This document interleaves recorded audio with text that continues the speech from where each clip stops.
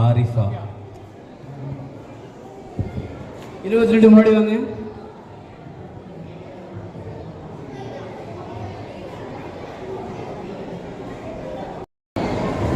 அல்ஹம்துலில்லாஹ் அல்ஹம்துலில்லாஹ் அல்ஹம்துலில்லாஹி ரப்பில் ஆலமீன் வாகிபத்துல் முத்தகீன் வஸ்ஸலாத்து வஸ்ஸலாமு அலா ரசூலின் கரீம் அம்மா பஅத் கலல்லாஹு தஆலா ஃபில் குர்ஆனில் கரீம் வ ஃபில் குர்ஆனில் மஜீத் பஅத் அஊது பில்லாஹி மினஷ் ஷைத்தானிர் ரஜீம் பிஸ்மில்லாஹிர் ரஹ்மானிர் ரஹீம் இத்தகில்லாஹு ஹைசும குந்தும். விண்ணை படைத்து விண்ணிலே விண்மீன்களை படைத்து மண்ணை படைத்து மண்ணிலே மனிதர்களை படைத்து பரிபாலிக்கும் யா அல்லாஹுவை புகழ்ந்தவனாகவும் இன்னும் யாரை படைக்காவிலும் படைத்திருப்பேன் என்று உரைத்தானோ அத்தகைய தூயவன் கண்மணி நாயகம் நபி ஸல்லல்லாஹு அலைஹி வஸல்லம் மீது என் ஸலவாத்தை கூறியவளாக என்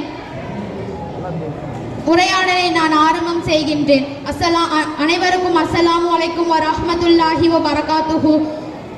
எனக்கு கொடுக்கப்பட்டுள்ள தலைப்பு இறுதி நபியும் இன்று இஸ்லாமியர்கள் நிலையும். திருமணம். திருமணத்தில் நபிவழி திருமணம் என்று பல இடங்களில் கேள்விப்படுவதுண்டு. ஆனால் நாம் அதனை ஒரு சில இடங்களில் தான் காணக்கூடியதாக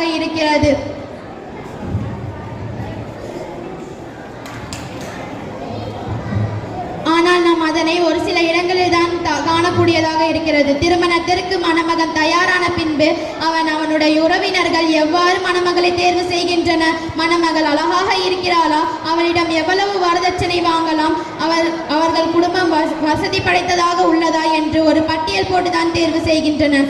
ஆனால் இறுதி தூதரான நபி ஸல்லல்லாஹு அலைஹி வஸல்லம் அவர்கள் இவ்வாறு தேர்வு செய்பவர்களின் இரு கரங்களும் மண்ணாகட்டும் என்று சபித்துள்ளனர். அவர்கள் மணமகள் அல்லது மனைவியை தேர்வு செய்ய ஒரு அழகிய வழிமுறையை காண்பித்து தந்துள்ளனர். அந்த வழிமுறையை அல்லாஹ்வின் இறுதி தூதரான நபி ஸல்லல்லாஹு அலைஹி வஸல்லம் அவர்கள் கூறும்போது, ஒரு பெண் 4 விஷயத்திற்காக திருமணம் முடிக்கப்படுகிறாள். அவளுடைய அழகிற்காக, அவளுடைய செல்வத்திற்காக, அவளுடைய குடும்ப பராமரியத்திற்காக, அவளுடைய மார்க்க நல்லொழுக்கத்திற்காக. எனவே மார்க்க நல்லொழுக்கம் உடையவளை திருமணம் செய்து வெற்றிக்கொள், இல்லையே உன் இரு கரங்களும் மண்ணாகட்டும் என்று சபித்துள்ளனர். எனவே ஒவ்வொருவரும் மனைவியை மார்க்கப்பட்டுள்ளவராக தேர்வு செய்து இம்மையிலும் மறுமையிலும் வெற்றி கொள்ள வேண்டும். வரதட்சணை என்ற பலர் பெண் பேசுவதற்கு முன்பே வரதட்சணை என்ற பிச்சையை பெண் வீட்டார்களிடம் கேட்கிறார்கள். இந்த கேடுகெட்ட செயலை செய்வதற்கு அல்லாஹுவை அஞ்சி கொள்ளட்டும்.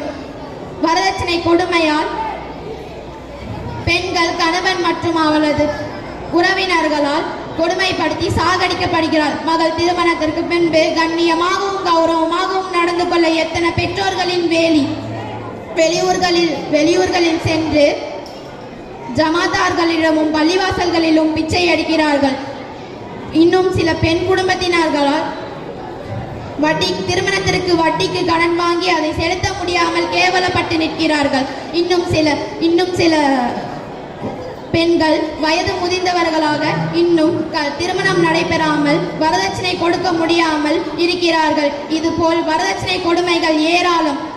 வரதட்சணை வாங்க மாட்டோம் என்று சொல்லிக் கொள்ளும் பலர் கூட இந்த கஷ்டமான நிலைகளில் சரியாக நடந்து கொண்டு இந்த விஷயத்தில் தான் கோட்டை விடுகிறார்கள். ஒழுக்கமான பெண்கள், அல்லாஹ் தம் திருமறையில் ஒழுக்கமான பெண்கள் எவ்வாறு இருக்க வேண்டும் என்று கீழ்கண்டவாறு கூறுகிறார்கள்.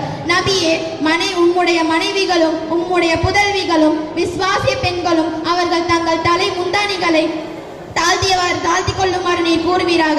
அதனால் அவர்கள் சுதந்திரமானவர்கள் என்று அறிவிக்குவதற்கு இது மிக நெருக்கமாகும். இன்னும் அவர் நோவினை செய்ய மாட்டார்கள். இன்னும் அல்லாஹ் மிக்க மன்னிப்பவன், கிருபையுடையவன். மேலும் நபியே, விசுவாசிய பெண்களிடம் நீர் கூறுவீராக, அவர்கள் பார்வையை தாழ்த்தி கொள்ளவும் அவருடைய மர்மஸ்தானங்களை பேணி காத்துக் கொள்ளவும் அவர்கள் வெளியே தெரியக்கூடியவர்களை தவிர வேறு எதையும் தன் அலங்காரத்தை வெளிக்காட்ட வேண்டாம். அவர்கள் தம் முந்தானியை தலைமேல் சட்டைகளில் போட்டு தலை, கழுத்து, நெஞ்சு ஆகியவற்றை மறைத்துக் கொள்ளவும். அன்றியும் தன் அலங்காரத்திலிருந்து அவர்கள் மறைத்திருப்பதை தெரிவிப்பதற்கு தன் காலை பூமியில் தட்டி நடக்க வேண்டாம். இந்த வசனம் இறங்கியவுடன் சஹாபிய பெண்களின் நிலைமை எவ்வாறு இருந்ததென்று அன்னை ஐஷா ரலியல்லாஹு அன்ஹா அவர்கள் கூறுகிறார்கள். பெண்கள் தம் முந்தானைகளால் தன் மார்பு பகுதியை மறைத்துக் கொள்ள வேண்டும் என்று குர்ஆனில் கட்டளை அருளப்பட்ட போது ஷஹாபிய பெண்கள் மெல்லிய ஆடைகளை கைவிட்டனர். தடித்த கம்பளி போன்ற ஆடைகளை முந்தானைகளாக தயாரித்தனர். இன்னும் குர்ஆன் ஹதீஸ்களுக்கு சம்பந்தமே இல்லாமல் பல இஸ்லாமிய பெண்களை நாம் பார்க்கலாம். இவர்கள் எல்லாம் இஸ்லாமிய பெண்களா என்று சந்தேகத்திற்கு இடமாக இவர்களின் நிலை இருக்கும். இவர்கள் கண்ணாடி போன்ற சேலைகளை கட்டி ஒலி எழுப்பக்கூடிய கொலுசுகளை காலில் அணிந்து பல திருமணங்களிலும் கந்தூரிகளுக்கும் செல்வதை பார்க்கலாம். இதை தடுக்கக்கூடிய கண்டிக்கக்கூடிய கணவன்மார்களே இதை கண்டு கொள்ளாமல் இருக்கிறார்கள். பர்தாக்கள் என்று சொல்லிக் கொள்ளும் அந்த ஆடைகளில் பெண்களின் உடல்களில் அங்க அசைவுகளை தெரிவிப்பதாக உள்ளது. பர்தாக்கள் பெண்கள் நடக்கும் போது பர்தாக்கள் ஒரு புறமாக போகின்றன. இந்த நிலை நம் ஊர்களில் வளர்ச்சி அடைந்து பர்தாக்கள் வாங்கி தன் உடலுக்கு ஏற்றவாறு இறுக்கமாகவும் அழகு வெளிப்படை தெரியதாகவும் தைத்துக் கொள்கின்றன. முதல் இந்த பெண்களுக்கு பர்தாக்கள் எதற்கு போடுகிறோம் என்றே தெரியவில்லை. மேலும் எந்த ஆடை போட்டாலும் அவர்களின் அழகு வெளியே தெரிவதை நோக்கமாக இருக்கிறார்கள். பெண்களை அஞ்சிக் கொள்ளுங்கள். நரகவாசிகளாக பெண்களையே பார்த்ததாக நபி ஸல்லல்லாஹு அலைஹி வஸல்லம் அவர்கள் கூறுகிறார்கள். அவர்கள் தொழுகையில் இருக்கும் போது நரகத்தை கண்டேன்.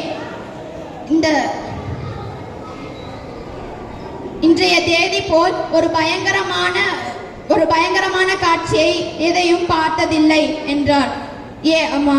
மேலும் நரகவாசிகளாக பெண்களையே பார்த்ததாக நபி ஸல்லல்லாஹு அலைஹி வஸல்லம் அவர்கள் கூறினார்கள். மக்கள் ஏன் என்று கேட்டார்கள். அதற்கு நபி ஸல்லல்லாஹு அலைஹி வஸல்லம் அவர்கள் நிராகரிப்பே காரணம் என்றார். மக்கள் அல்லாஹுவையா நிராகரிக்கிறார்கள் என்றார். அதற்கு நபி ஸல்லல்லாஹு அலைஹி வஸல்லம் அவர்கள் அவர் கணவனை நிராகரிக்கிறார்கள் என்றார்.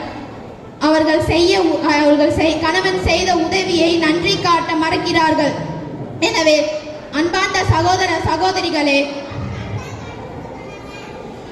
கொடிய நரகத்திலிருந்து உங்களை பாதுகாத்து நிரந்தர சொர்க்கத்திற்கு தங்களை சேர்ப்பவராக உங்களை தயாராக்கிக் கொள்ளுங்கள். இன்னும் அல்லாஹ் மன்னிக்கக்கூடியவன், மன்னிப்பை விரும்பக்கூடியவன். எனவே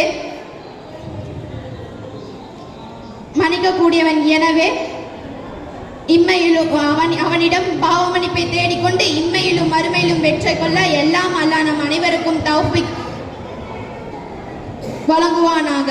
ஆமீன் ஆமீன் யா ரப்பல் ஆலமீன். அஸ்ஸலாமு அலைக்கும். அஸ்ஸலாமு அலைக்கும் வரஹ்மத்துல்லாஹி வபரகாத்துஹு. நம்பர் 22